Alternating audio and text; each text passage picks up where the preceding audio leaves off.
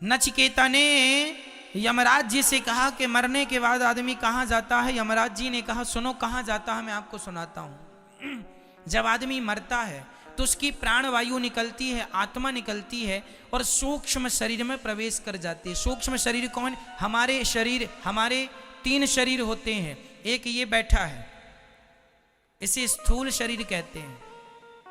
एक शरीर और होता है जिस शरीर से आप लोग सपना देखते हैं।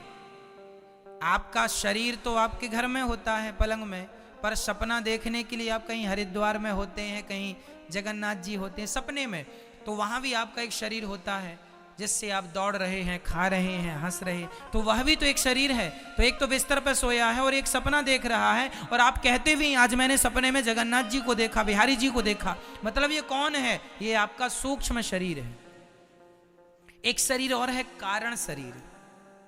ये कारण शरीर जिस कारण से हमें मनुष्य का शरीर मिलता है, बंदर का, भालू का, जिस कारण से मिलता है उसको कारण शरीर कहते हैं। कारण शरीर का तो कोई बहुत बड़ा अस्तित्व नहीं है, वो उस कारण से तो मनुष्य मिल गया, वो कारण शरीर का काम खत्म। अब आगे का प्रोसेस ये है, 2 शरीर रह गए, एक सूक्ष्म एक स्थूल। तो ये जो बैठा है इसे कौन सा कहेंगे? मैया बोलो मैया, कौन सा है ये? थूल? थूल नहीं, स्थूल, आधा सा स्थूल। सूक्ष्म, सूक्ष्म शरीर कौन सा है? वही जो स्वप्न का दृष्टा है, जिसने स्वप्न को देखा है। वही शरीर हमारा मरने के बाद ये शरीर निकल जाता है, आत्मा यहां से निकल जाती है और उस सूक्ष्म शरीर में प्रवेश कर जाती है। और वही सूक्ष्म शरीर यहां से यमदूत उसे पकड़ कर ले जाते हैं और वहां ले जाकर यमराज जी के सामने हाजिरी लगाते हैं। यमराज वहां पर वेटिंग रूम में तुम्हें बिठाते हैं 13 दिन के लिए, जब तक तुम्हारी 13 ना हो जाए। 13 का इंतजार यमराज जी वहां पर करते हैं। क्यों? क्योंकि 13 में किया गया पुण्य तुम्हारे खाते में जुड़ता है। तो यमराज जी बोले आखिरी पुण्य और जुड़ जाए, फिर हिसाब करेंगे टोटल। तो फिर आप लोग जो 13 में ब्राह्मणों को खिलाते पिलाते हैं ना, समाज को, गांव को, वो सबको खिलाने पे उस आदमी के नाम से खिलाया, उस महिला के नाम से, उस जीव के नाम से खिलाया, वो पुण्य उसको मिलता है। तो 13 दिन बाद वहां पर आपका हिसाब किताब होता है। 14वें दिन यमराज जी वहां पर आपको सामने बिठाते हैं चेयर पर, कुर्सी पर, और वहां एक बड़ी टीवी लगी है। तो आपने जन्म से मृत्यु तक जो जो किया था सब रिकॉर्डिंग हो रही थी।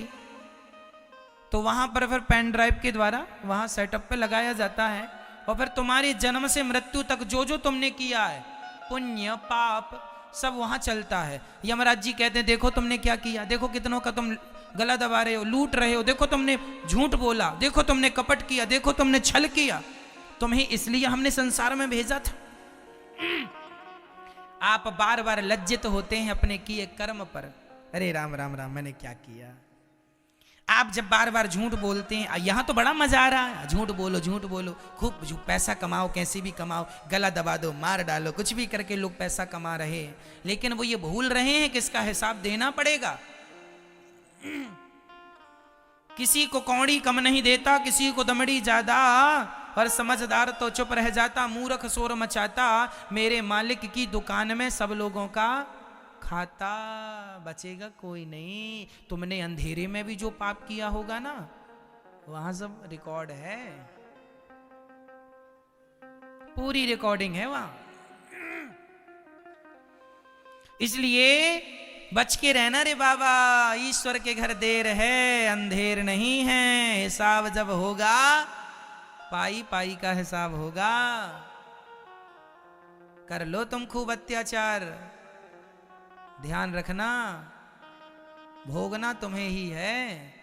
चलो, यमराज जी ने वहां हिसाब किताब कराया। अच्छा, देखो तुम गलत कर रहे हो, देखो तुमने झूठ बोला, देखो तुम अपने माँ को डांट रहे हो, देखो तुम अपनी माँ को गाली दे रहे हो, देखो तुमने अपनी माँ को 2 रोटी तक नहीं दी, देखो तुमने अपनी मां के साथ कितना अत्याचार किया, देखो तुमने अपनी पत्नी पर कितना अत्याचार किया।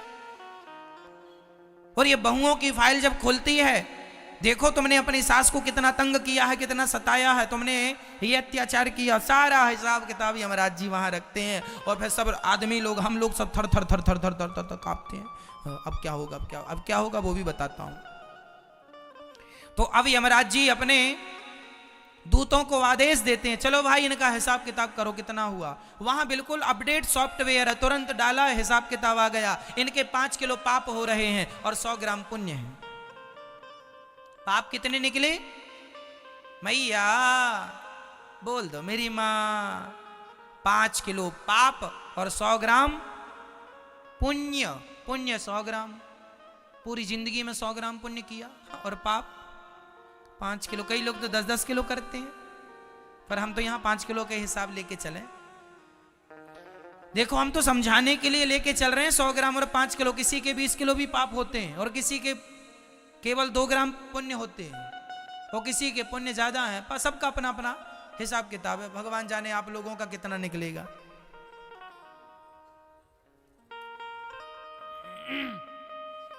तो वहां पर फिर यमराज जी, अब कितना निकला, 5 किलो पाप। माना कि 5 किलो पाप निकला, तो फिर यमराज जी बोलेंगे आपके पाप ज्यादा हैं, इसलिए अब आपको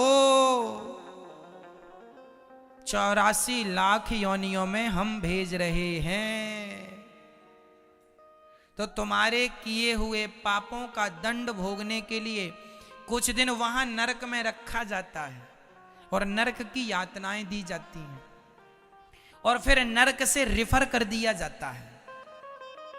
जैसे छोटे हॉस्पिटल से बड़े हॉस्पिटल मरीज को भेजा जाता है। अब ये हमारे बस का नहीं है, यहां जितना होना था हो गया, अब वहां ले जाओ, आगे का ट्रीटमेंट वहां होगा। उसी प्रकार से आप लोगों को पहले वहां नरक में रखा जाता, कुछ दिन वहां धुलाई उलाई होती है आप लोगों की। अब बड़ी बड़ी कढ़ाइयां हैं वहां पर, रौरव, महारौरव, कुंभीपाक, अंध्रतामिश्र, कालसूत्र, असीपत्रवन, सुकरमुख, ऐसे 28 नरक हैं। जो महिला दूसरे पुरुष से संबंध बनाती है उसे सुकरमुख नरक में डाला जाता है। वहां एक लोहे का पुरुष होता है गरम, और जो पुरुष दूसरी महिला से और जो महिला दूसरे पुरुष से संबंध बनाती है, तो वहां पर स्त्री महिला दोनों नरक में उपलब्ध हैं, लोहे के बिल्कुल गरम।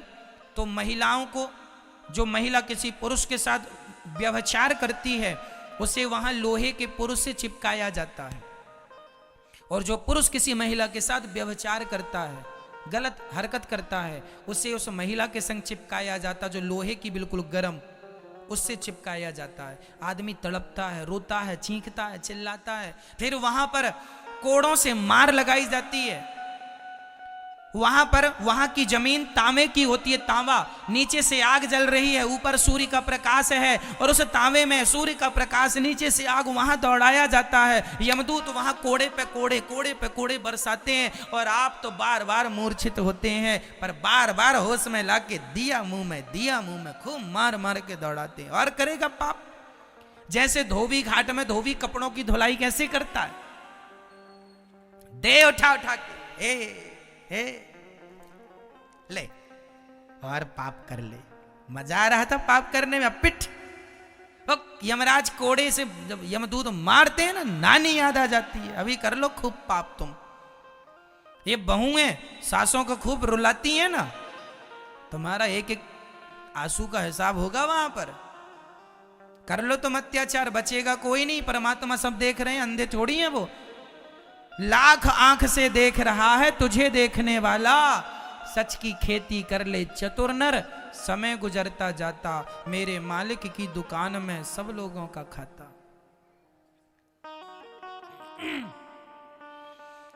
इस प्रकार वहां नरक की यातनाएं देकर फिर 84 लाख योनियों में भेज दिया जाता है। 84 लाख योनियां कौन? नाली का कीड़ा। यहां आओ, नाली का पानी पियो, नाली में रहो, आनंद लो वहां। फिर उसके बाद तुम्हें गधा बनाया जाएगा, ढोते रहो बोझा। फिर उसके बाद तुम्हें सुअर बनाया जाएगा। जो शराब वराब ज्यादा पीने के शौकीन है ना, इनको सुअर बना दिया जाता है। जाओ गंदी नाली में तुम, क्योंकि शराबी अक्सर ना गंदी नाली में जाके गिरता है, तो भगवान बोले चलो तेरा वहीं ज्यादा मन था तो तू वहीं जा। तो फिर उसको शुअर बना के गंदी नालियों में अपना, आप लोग भी यदि शराब आप पीते हैं तो अपने लिए देख लेना कि भाई हम यहां पे आएंगे।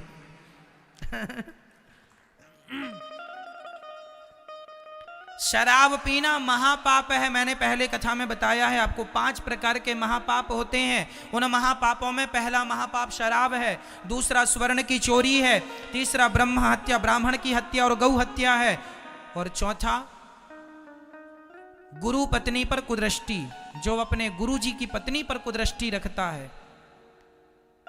ये 4 महापापी हैं। और 5वां महापापी वो जो इन चारों के संग उठता और बैठता हो और संबंध रखा हो, वो भी 5वां महापापी है। शराबियों से रिश्ता रखने वाला भी महापापी कहलाता है। इसलिए ये 5 प्रकार के महापापी को घोर नरक जाना पड़ता है, बड़ी यातनाएं सहनी पड़ती हैं। और इसके बाद फिर आप लोगों को फिर वहां से निकालकर नाली का कीड़ा, सुअर उअर फिर बनाया जाएगा। फिर सुअर बनाने के बाद आप लोगों को चमगादड़ बनाया जाएगा, उल्टा लटकी रहो, कोरोना फैलाती रहो।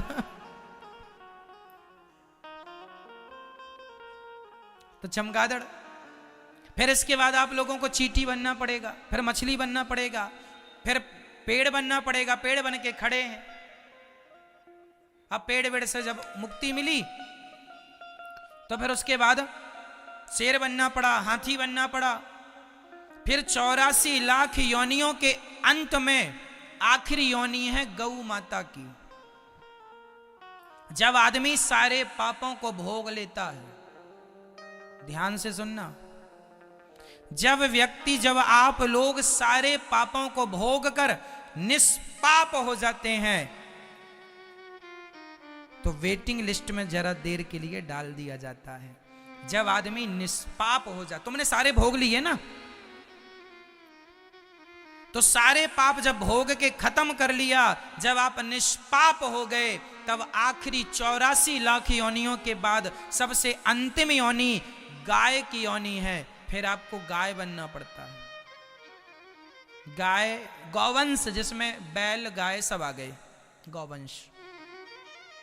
और फिर गौवंश के बाद फिर तुम जब शरीर त्यागती हो गाय का, गौवंश में बैल का शरीर त्याग कर फिर यमराज के पास जाते हो शुद्ध होकर, तब यमराज जी कहते हैं कि वाह, अब आ गए हो, तुम्हारे 5 किलो पाप खत्म हो गए, अब 100 ग्राम पुण्य बचे हैं। वो 100 ग्राम पुण्य लेकर यमराज जी कहते हैं जाओ, अब तो मनुष्य का शरीर तुम्हें दे रहा हूं। तो ये जो तुमने मनुष्य का शरीर पाया है, ये 84 का चक्कर काट के तुम लोगों ने ये मनुष्य का शरीर पाया है। फिरत सदा माया कर प्रेरा, काल कर्म स्वभाव गुण घेरा, कवहु की नर करुणा नर देही, देता ईस बिनु हेतु सनेही, बड़े भाग्य मानुष तन पावा, सुर दुर्लभ सदग्रंथ निगावा। बड़े भाग्य से ये मनुष्य का तन मिला है, इसे हल्के में ना लो। ये तुम्हें सुअर खाने के लिए नहीं मिला, चोरी करने के लिए नहीं मिला, शराब पीने के लिए नहीं मिला। ये मानव का तन भैया केवल आत्म कल्याण करने के लिए मिला है। क्यों नहीं समझते?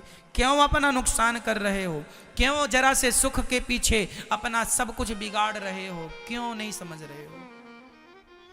जरा सा तुच्छ सा सुख, पैसे का, पत्नी का, परिवार का, भोगों का, इसके चक्कर में आदमी लोक परलोक बिगाड़ के 84 की यातनाएं भोगने पर मजबूर हो रहा है। जरा से सुख के लिए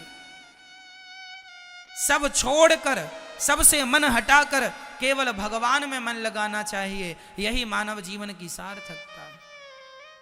मेरे तो गिरधर गोपाल, दूसरो ना कोई, यही अंतिम सत्य है।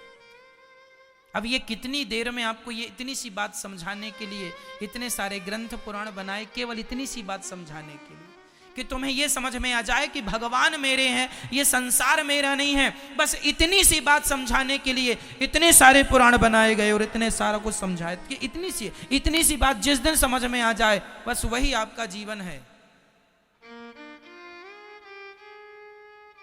ये 84 लाख योनियों का मैंने विवरण आपको दिया। 84 लाख योनियां हैं, इनमें कीट पतंगा, मच्छर, मक्खी सब कुछ आ गया, सब कुछ आ गया। पेड़ पौधे, मछली सब आ गए, उड़ने वाले पशु पक्षी, जलचर, थलचर, नभचर, नाना सब आ गए। जलचर मतलब जल के जीव, थलचर मतलब थल में रहने वाले और गगन आकाश में उड़ने वाले, नभचर नवचर आ गए, सब आ गए। बस बड़े आखिरी में ये मनुष्य का शरीर दिया है, इसलिए चींटियों की संख्या ज्यादा है। भारत में सिर्फ 135 करोड़ लोग रहते हैं, ओनली 135। नई जनगणना आएगी तो 140 होंगे, 150 करोड़ होंगे अधिक से अधिक। भारत में प्रेजेंट में जो हमें जनगणना प्राप्त है उसमें 135 की बात है, 135 करोड़ लोग भारत में रहते हैं। पर मुझे बताओ चींटी कितने करोड़ होंगी पूरे भारत में? कोई गिनती है? मच्छर कितने करोड़ होंगे? हाथी मक्खी कितने करोड़ होंगी? चींटियां, हाथी, चींटियां, मक्खी, और ये चींटी, चमगादड़, और ये भेड़, ये सुअर, ये सब गिनती करो तो आदमी से ज्यादा ये लोग पाए जाते हैं। क्यों? कोई करोड़ों सुअरों के बाद, करोड़ों भोग भोगने के बाद, योनियों में जाने के बाद, तब कहीं जाकर एक बार ईश्वर मौका देते हैं मनुष्य का। इसलिए तुम्हारी जनसंख्या कम है, चींटियों की ज्यादा, क्योंकि वो तो अभी भोग ही रही हैं अपने कर्मों का दंड। अब मैं यहां मनुष्य के बाद जब मैं मरूंगा, ये शरीर छोड़ूंगा, इसके बाद पता नहीं मैं कहां जाता हूं, कितनी बार मुझे कीड़ा बनना पड़ेगा। यदि मैंने अच्छे कर्म किए तब तो मोक्ष हो जाएगा, भगवान के चरण मिल जाएंगे, परम धाम वैकुंठ साकेत लोक मिल जाएगा। और नहीं तो यदि मैंने भी जरा सा संसार से मोहब्बत कर ली और मैंने भी भगवान को विसार दिया, तो पर मैं भी जन्म और मृत्यु के पहिए में पिसता रहूंगा। पुनरपि जननम पुनरपि मरणम पुनरपि जननी जठरे शयनम, चलती चक्की देख कर दिया कबीरा रोए। ये चक्की चल रही है, जन्म और मृत्यु की चक्की, सब पिस रहे हैं। चलती चक्की देख कर दिया कबीरा रोए, दो पाटन के बीच में साबुत बचाना कोई। सब पिस रहे हैं, जन्म मृत्यु जन्म मृत्यु जन्म मृत्यु जन्म मृत्यु, यही करते करते खत्म।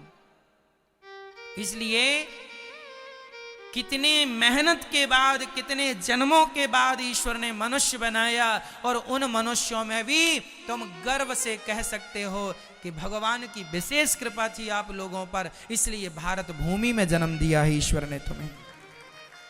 और भारत भूमि में भी तुम्हें सनातन धर्म में भेजा है परमात्मा ने। उस धर्म में, जिस धर्म में गंगा को माता, यमुना को माता और समुद्र को भगवान देवता माना जाता है, उस धर्म में तुम्हें भेजा गया है। जिस धर्म में पत्थर को भी भगवान माना जाता है, ये धर्म सबसे श्रेष्ठ धर्म है, सनातन धर्म। धरा ये जिस पर घूम रही, हम उसी केंद्र के बिंदु हैं। गर्व से कहो हम हिंदू हैं, हम हिंदू हैं, हम हिंदू हैं। भाग्यशाली हो आप लोग कि आप लोग कथा सुन लेते हैं, वृंदावन में बिहारी जी का दर्शन कर लेते हैं। अभागी हैं वो लोग जिनके मुंह से भगवान का नाम भी नहीं निकलता।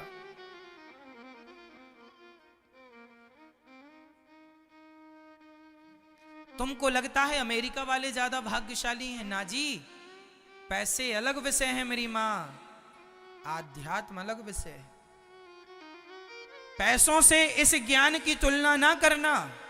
ये जो ज्ञान मैं आपको दे रहा हूं, ये जो मार्ग मैं आपको बता रहा हूं, इस मार्ग को पैसों से तुलना ना करना।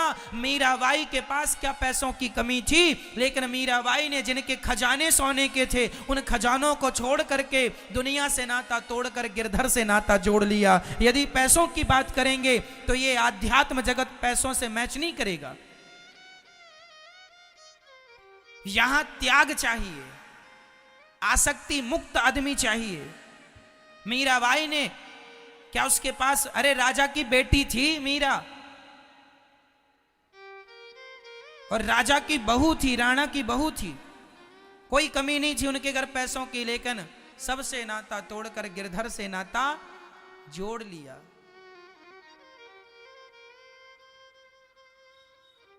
चांदी की दीवार को तोड़ा, मीरा ने घर छोड़ दिया, है ना।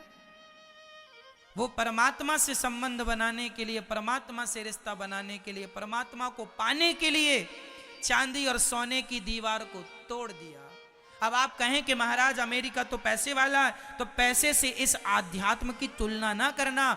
ये जो सुख है, आध्यात्म का सुख है, इस सुख के सामने तो पैसे वाले हाथ जोड़े खड़े हैं। आपको बता दूं, हमारे देश में बड़े बड़े साधु संत हुए हैं। नीम करोरी जी महाराज जी का नाम सुना होगा, स्वामी देवरहा बाबा जी का नाम सुना होगा, क्यों? स्वामी श्री करपात्री जी का नाम सुना होगा। ऐसे महापुरुषों के सामने पैसे वाले हाथ जोड़कर खड़े रहते हैं। पैसों की कोई गिनती नहीं है। आत्मज्ञान के आगे, किसके आगे? आत्मज्ञान के आगे, भक्ति के आगे, आत्मबोध के आगे किसी पैसे की कोई वैल्यू नहीं है। इसलिए भारत की तुलना अमेरिका से ना की जाए। भारत आध्यात्म देश है और इस आध्यात्म सृष्टि में आध्यात्म गुरु यदि कोई है तो भारत है। इससे बड़ा कोई हो नहीं सकता। ये त्याग, ये तपस्या की धरती है। भोगी बनना है तो अमेरिका का रुख कर लो, पर योगी बनना है और जीव मात्र को कल्याण चाहिए तो फिर भारत की धरती में रहकर त्याग तपस्या से परमात्मा का चिंतन करो। इसी से तुम्हारा लोक परलोक सवरेगा। ये तो कबीरदास की धरती है। कबीरदास जैसे महापुरुषों के आगे बड़े बड़े पैसे वाले घुटने टेकते थे। नहीं सुना रैदास जी का नाम? रैदास जी के आगे बड़े बड़े राजा आते थे। उनका जो कठौता था ना, उसमें कहावत निकली कि मन चंगा तो कठौती में गंगा। ये रैदास भक्त, वो रैदास भक्त जो जूता सिलते थे और परमात्मा का चिंतन करते थे। जूता सिलने वाले रैदास के घर ना बड़े बड़े राजा माथा टेकने आते थे। रैदास जी की चौखट में बड़े बड़े राजा, बड़े बड़े महाराजा माथा रगड़ते थे कि रैदास जी एक कृपा की दृष्टि कर दो तो हमारा कल्याण हो जाए। ऐसे रैदास जी ये आध्यात्म जगत के हमारे संत हुए हैं जिनके आगे पैसों की कोई वैल्यू। इसलिए आध्यात्म की तुलना धन से ना की जाए। यदि तुम धन वाली बात करते हो तो फिर धन में उलझे रहो। मैं ये नहीं कहता कि धन नहीं कमाना, धन कमाना है, काम धन से करना है, पर धन में आसक्ति नहीं रखना। आसक्ति केवल भगवान से हो। मन भगवान में लगे, पैसों में मन ना लग जाए। मैं यहां बार बार सचेत कर रहा हूं आपको, ठीक है? इसलिए इस विषय को समझ लो तो नरक जाने से बच गए। तो यदि आप लोग नरक जाने से बच गए तो समझ लो आपका मानव शरीर सफल हो गया। और यदि नरक चले गए तो आपका मनुष्य बनना व्यर्थ हो गया। फिर 84 का चक्कर। 10वीं फेल हो गए तो फिर पाठ 1 लेसन 1, फिर वही पुस्तक पढ़ो, फिर वही 84 का चक्र। पुनरपि जननम पुनरपि मरणम। इसलिए भज गोविंदम गोविंदम भज मूढ़ मते। यदि 84 के चक्कर से बचना है तो केवल भगवान कृष्ण का चिंतन करो, श्रीमन्नारायण का चिंतन करो, श्री सीताराम का चिंतन करो। इसी से हम सब का उद्धार है, हम सब का कल्याण है। समझ में आ रहा है?